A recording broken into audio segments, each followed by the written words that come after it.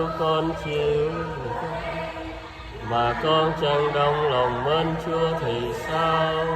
Hay là còn lẽ gì mà con yêu tôi lôi đăng nữa? Là giống làm khổ nào mà thân hay nghi Chúa con dường ấy? Xin Chúa chớ để con buồn bực khô khan vô ân, xong hãy làm cho con nên con xứng đáng đức mẹ mà bắt chước người.